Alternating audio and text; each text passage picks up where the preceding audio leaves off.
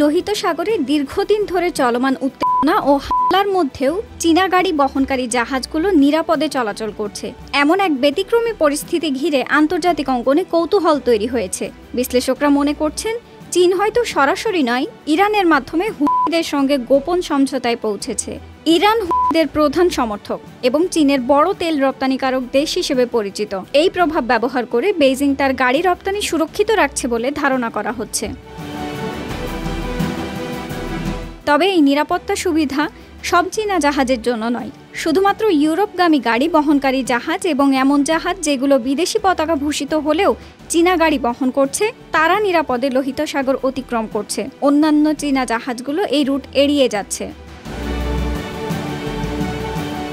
লোহিত সাগরের বদলে আফ্রিকার দক্ষিণ প্রান্ত ঘুরে যেতে গেলে সময় বৃদ্ধি পায় 14 থেকে 18 দিন এবং প্রতিটি যাত্রার খরচ কয়েক মিলিয়ন ডলার বাড়ে। এটি প্রতি গাড়ির খরচকে শতকরা হিসেবে কয়েকশো ডলার বাড়িয়ে দেয়, যা ইউরোপে চীনা গাড়ির কম দামের প্রতিযোগিতার সুবিধাকে হুমকির মুখে ফেলতে পারে।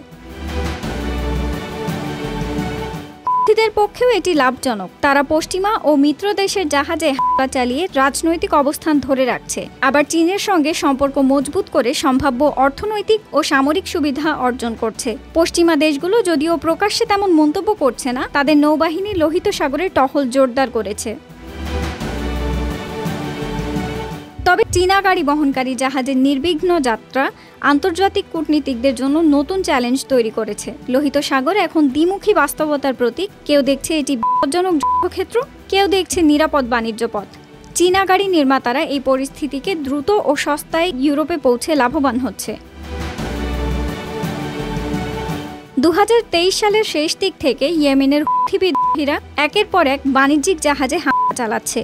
এর ফলে অন্যান্য দেশের জাহাজগুলো দীর্ঘ পথ বেছে নিয়ে চলাচল করছে, কিন্তু চীনা গাড়ি রপ্তানিকারক জাহাজগুলো কোনো হামলার মুখোমুখি হয়নি।